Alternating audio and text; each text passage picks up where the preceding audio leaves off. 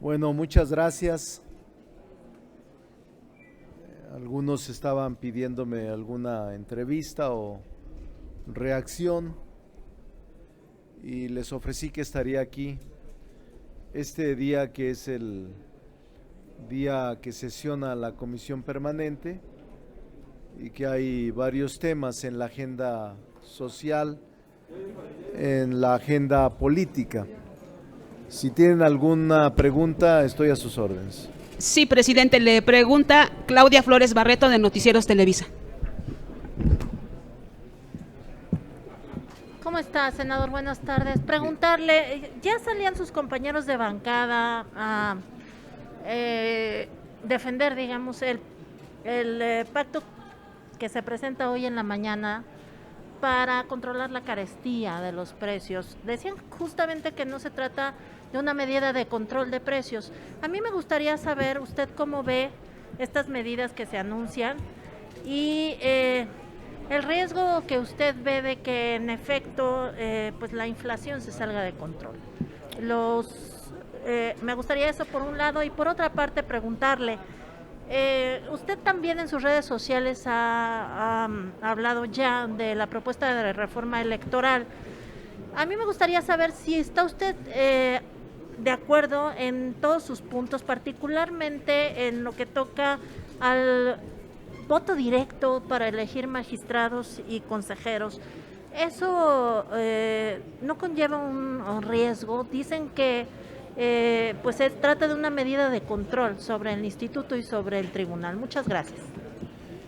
Bueno, primero, Claudia, creo que la medida, el acuerdo que hoy se firmó por parte del presidente con los sectores productivos y empresarios fue afortunado, fue oportuno, es positivo. ¿Cuáles son los aspectos positivos que yo destacaría?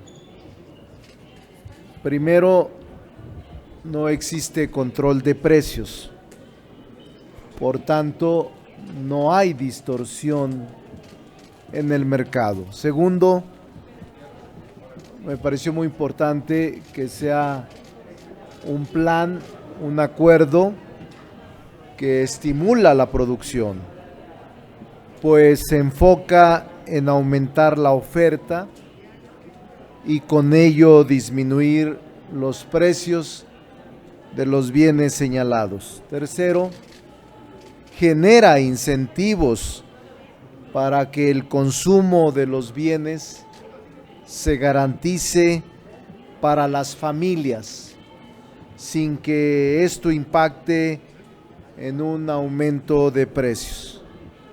Y cuarto, mediante la liberación de aranceles, se disminuyen precios de tales bienes, facilitando el intercambio comercial y haciendo más atractivo en el entorno económico internacional. Este acuerdo que hoy se firmó con dirigentes empresariales, con empresarios y con el gobierno, tiene una duración de 6 meses y se estabiliza mediante subsidios el precio de gasolina y el diésel, y propone aumentar la producción de maíz, arroz y frijol. Y se estiman que al eliminarse los aranceles en maíz, arroz, frijol y leche, va a ser benéfico y aumenta también la distribución en los fertilizantes. Una cosa importante que yo podría destacar es que se elimina la cuota compensatoria para la importación de sulfato de amonio y se fortalece la seguridad en carreteras para evitar el robo de mercancías. Se garantiza no aumentar los peajes en carreteras a cargo de Capufe. Es decir, Claudia, a mí me parece una medida correcta, oportuna e indispensable, orientada hacia las familias más vulnerables del país. Esperamos que tenga resultados positivos de inmediato. Pero usted no es un control de precios. No, no existe un control de precios. Es más, no lo aceptarían los empresarios, no hubieran firmado, porque finalmente esto generaría una distorsión en el mercado. No hay control de precios, es un acuerdo firmado por sectores económicos, empresariales y el gobierno, pero no hay una obligatoriedad. Es un acuerdo que de buena fe suscriben y que lo van a llevar a la práctica por la vía voluntaria. Sobre el asunto de la reforma electoral. Lo de la reforma electoral está en Cámara de Diputados.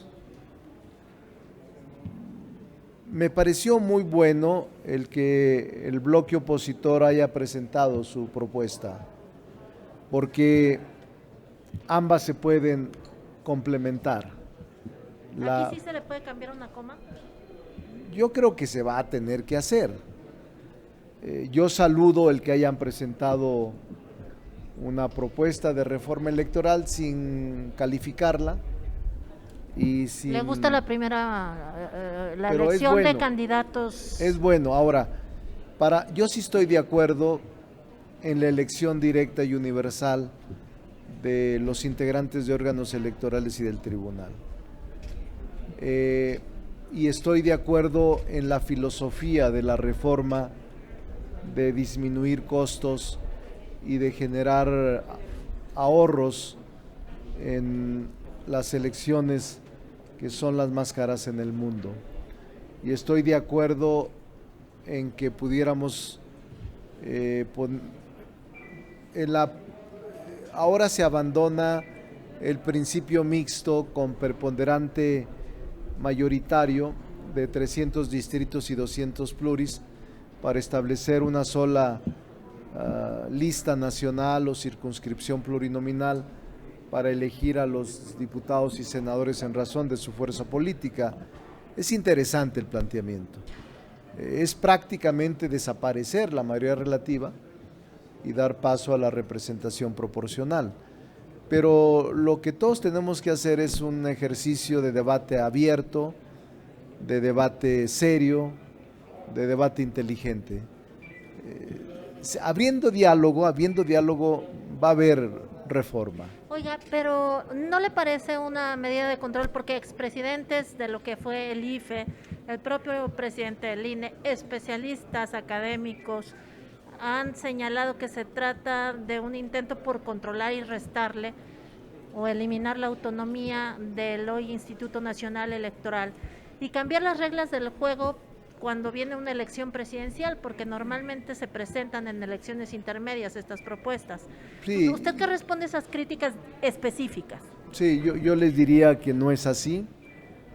Yo he participado en muchas reformas electorales y todas ellas han tenido una repercusión importante, desde 1989-90, cuando se creó por vez primera el órgano electoral independiente y autónomo, y es para mí una evolución de lo que han sido los institutos electorales que organizan las elecciones. ¿No es un control? No me parece que sea un control, es una exageración afirmar eso. No habría forma de controlar a quienes surgen de un proceso legitimado por la sociedad, por elección popular. No habría tal cosa desde mi punto de vista. Pero es que quienes finalmente son los que resultarían postulados, porque se cuestiona que ahí estaría la mano de los partidos, sobre todo del partido mayoritario. Las propuestas son a petición o a intervención de los órganos de los poderes de la Unión, órganos del Estado convertidos en poderes de la Unión. No hay posibilidades, es muy complicado, es muy difícil. Yo creo que eso garantiza que sean imparciales, probos y honestos, el que sean por elección popular. Finalmente, ¿le gusta la elección primaria que se plantea desde la oposición para elegir a sus candidatos presidenciales? Siempre he luchado por eso y creo que es una buena propuesta. La siguiente pregunta es de Gerardo Segura de Azteca. Por cierto, Noticias. felicidades por su cumpleaños ayer.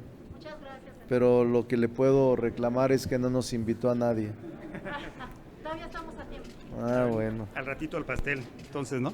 Es un compromiso, me imagino, senador. Sí, claro. Oiga, senador, quisiera preguntarle sobre este plan antiinflación del presidente López Obrador.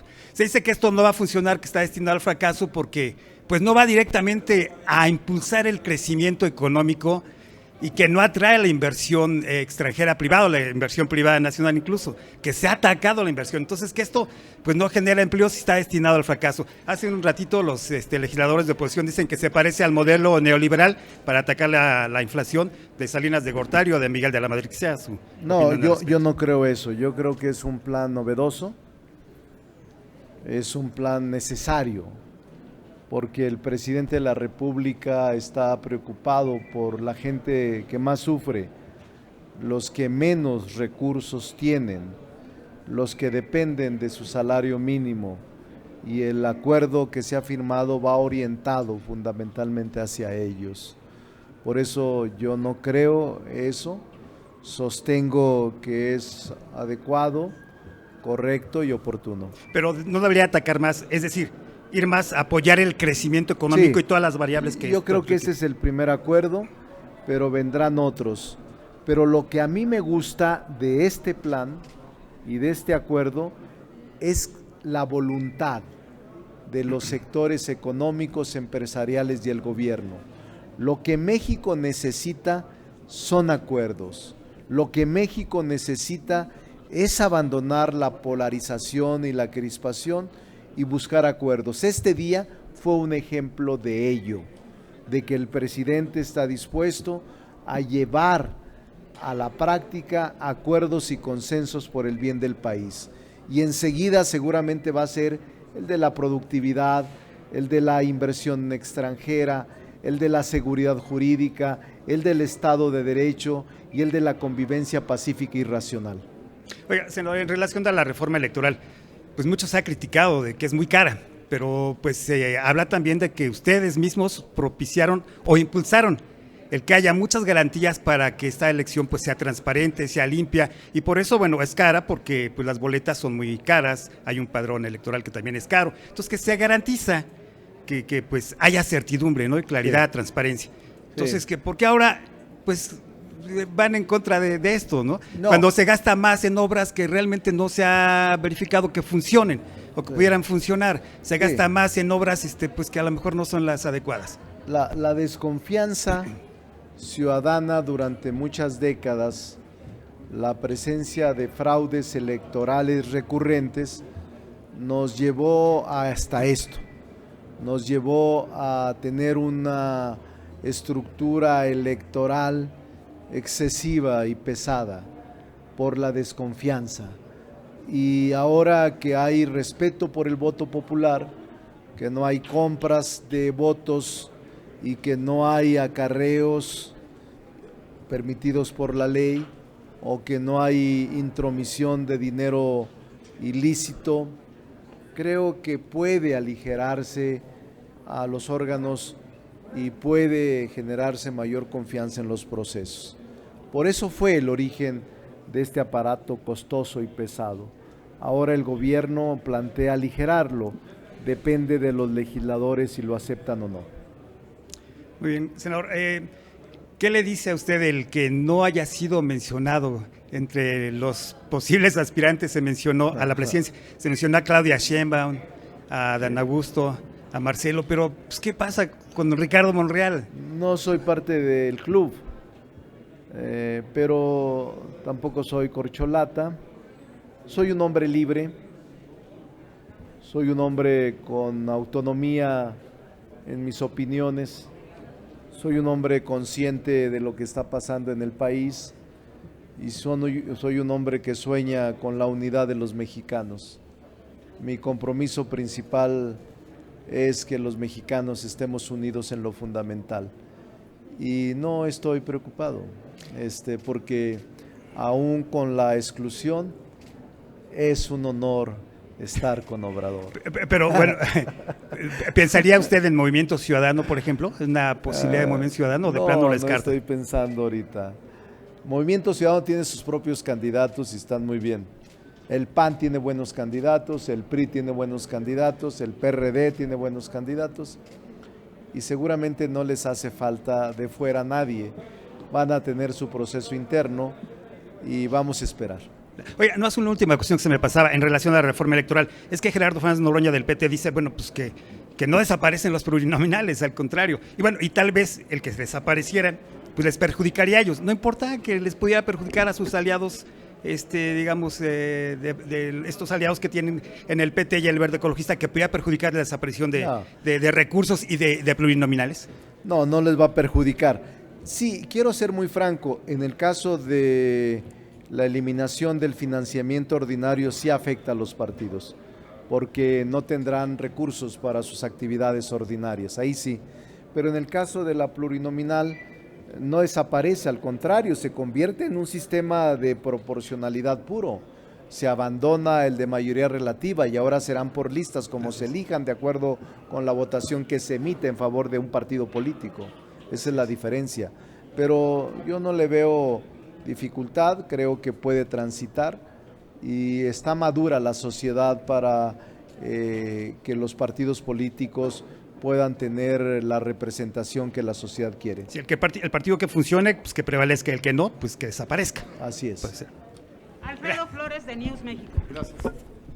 Don Ricardo, buenos días o tardes. Dos preguntas muy simples. A ver, esto del pacto que hoy escuchamos, ya lo mencionó el compañero de TV Azteca hace un momento, pues recordemos en la época de Salinas los precios pacto, y además no es el caso, pero acordaremos que le quitaron 3 ceros al peso en ese entonces porque estaba disparada la inflación, que fue lo que dejó de herencia a Miguel de la Madrid. Sin embargo, en esa época ya se estaba cocinando el Tratado de Libre Comercio y eso ayudó a impulsar a la economía posteriormente y ya, pues bueno, la historia ya la conocemos. Pero en este caso estamos en situaciones distintas, la economía está contraída, hay un Tratado de Libre Comercio que está cuestionado por Estados Unidos en contra de México. Y el tema también de los granos, desde hace 3 años ya hay, bueno, si no es que un poquito más, la queja de los campesinos de que han ido disminuyendo los recursos para ellos, además de que con el cambio climático, pues para nadie es un secreto que se han caído las cosechas, no ha llovido y además ha llovido en desfases. Entonces, no está destinado al fracaso este pacto en el sentido alimentario y económico, con estos antecedentes y este comparativo porque Andrés Manuel es muy dado a retomar cosas del pasado para aplicarlas en el presente, pero son circunstancias distintas. Sí. Y en el tema electoral, ya nada más para concluir, dicen, quitamos los plurinominales y todo esto. Pero muchos de los coordinadores de todos los partidos políticos llegan por pluris, porque son los que tienen, como usted, talentos para coordinar a sus respectivos partidos. Si quitan esto, se quedarían entre comillas huérfanos, porque muchos no llegarían por voto directo. Sí, primero, el de la inflación, yo les diría que la inflación es la figura más ominosa y más perjudicial para la sociedad, porque arrasa con todo y la inflación incluso la consideran como el impuesto más grave y más injusto para todos. El hecho de que se esté haciendo un intento para contener la inflación y moderarla me parece loable y me parece encomiable. No es igual a otros pactos de otros gobiernos en otros lugares o en otras etapas, en otros tiempos. No, yo creo que este acuerdo intenta primero moderar la inflación, frenar la inflación y proteger a los que menos tienen. Eso es lo que creo. Me parece muy delicada la presencia de la inflación mundial y la que en México existe se está intentando moderar. Se está intentando que el gobierno no ha aumentado las gasolinas y los combustibles aún cuando los precios internacionales están al alza de manera desproporcionada y también de manera absurda. Ahora bien, en el caso electoral, no, al contrario, si ahora hay algunos plurinominales en la lista nacional o en las 5 circunscripciones, el partido político podrá proponer a sus mejores cuadros en una lista nacional. No serán por voto directo y no serán en distritos uninominales por mayoría. Al contrario, se distribuyen en razón del voto que obtenga el partido y de acuerdo con el número en la lista que se tenga. Es decir, se abandona el principio de mayoría relativa, los distritos uninominales, y solo se queda una figura de representación proporcional en los estados, en el país, y se asignan diputados de acuerdo con la lista que inscribe el partido político respectivo. Entonces no hay votación directa para un diputado o un senador. El planteamiento es prácticamente convertirlo todo en plurinominal. Carmen Arellano, de Ecos de México. Carmen. Hola, senador, buenas tardes. Veamos la agenda internacional. Senador, en próximos días se va a realizar lo de la Cumbre de las Américas y el presidente Andrés López Obrador hizo una solicitud al presidente Biden de que incluya a los otros países que no están incluidos. Y siempre sigue siendo el tema que pues no se puede tomar también, siguen las caravanas, sigue muy fuerte la migración, próximamente tendremos otra, y hay lugares a donde los que llegan a pedir apoyo a México no son atendidos. ¿Qué le han comentado el canciller y qué opinión tiene de esto? Me gustaría saberlo. Gracias, senador. Y próximamente mañana el 5 de mayo, una fecha muy importante para la comunidad mexicana. ¿Qué mensaje le mandaría? Un saludo a la comunidad mexicana en Estados Unidos.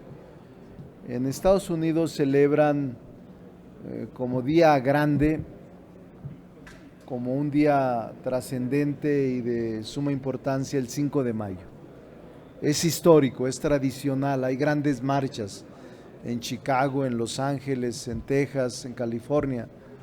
En muchas partes de la Unión Americana celebran en las embajadas o en las calles la fecha del 5 de mayo, con motivo de la batalla de Puebla.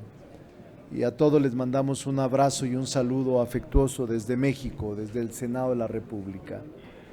Y sobre la agenda internacional, sí, Carmen, el presidente planteó que pudieran incluirse a otros países que no están invitados a la Cumbre de las Américas a llevarse a cabo en Los Ángeles. El presidente planteó que se invitara a Cuba, Venezuela, Costa Rica, a Nicaragua, perdón, y a todos los países que no estaban invitados. Creo que es una petición correcta, es una petición justa, que no excluyan a ningún país. Sin embargo, Estados Unidos tiene sus propios criterios y no creo que vayan a mover su posición de no invitación a determinados países. Es un esfuerzo, es una gestión que el presidente mexicano ha hecho, con el que coincidimos, compartimos y que acompañamos los senadores de la mayoría en México. Y también que esta cumbre sea exitosa, porque tenemos que revisar temas como migración, como armas, introducción ilegal de drogas, crimen transnacional, pero también tendrán que revisarse el cambio climático, la Agenda 2030 y el tema del medio ambiente. Es decir, hay muchos desafíos que debemos platicar, pero estoy seguro que la agenda que va a prevalecer en esta reunión de la cumbre será migración, por un lado, cambio climático por el otro, medio ambiente y crimen internacional, la introducción de drogas y armas a los países que componen el hemisferio América, este continente. La penúltima pregunta es de Juan Pablo Guerrero, del Canal del Congreso. Senador, buen día. Solo preguntarle si desde las bancadas de Morena en la Comisión Permanente se perfila que pedirán la convocatoria de un eventual periodo extraordinario para terminar con los pendientes en ambas cámaras. Y en el caso del Senado, preguntarle si ya ha platicado con los demás coordinadores de un extraordinario para abordar, ya nos había comentado lo de la cannabis y también lo del INAI.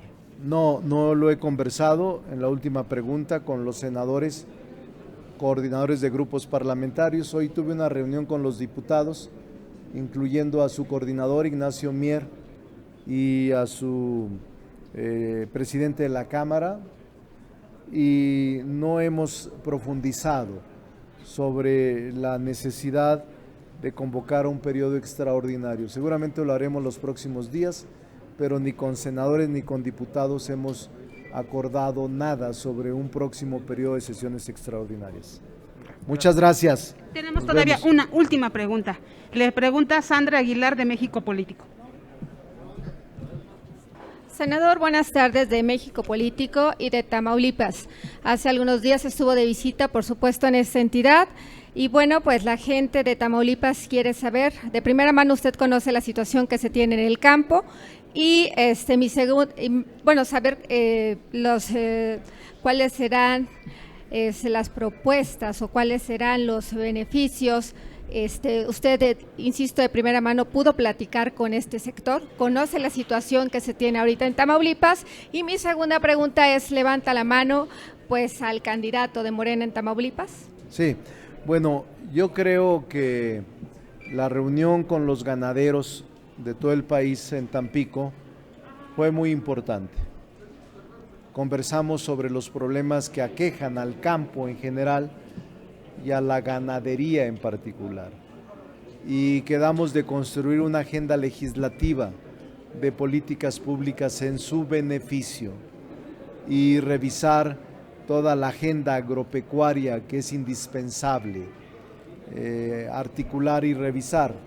Uno de los temas que escuché con mayor energía fue el de la inseguridad en el campo y también el de la comercialización de sus granos y el de la autosuficiencia alimentaria y precios de garantía, así como la sanidad animal en el ganado y la exportación de ganado a Estados Unidos fundamentalmente. Vamos juntos a construir una agenda y vamos a ayudar en Tamaulipas, en el país, porque estaban todos los ganaderos de todos los estados del país. Y sobre si levanté la mano, no lo vi al candidato a gobernador de Morena, pero debo de decir con todas las palabras que debo hacer, que a mí me parece que va a ganar el compañero senador con licencia Américo Ramírez, que Américo es un hombre probo, es un hombre honesto, es un hombre recto, y que Américo va a ser un buen gobernador si los tamaulipecos y tamaulipecas deciden votar por él.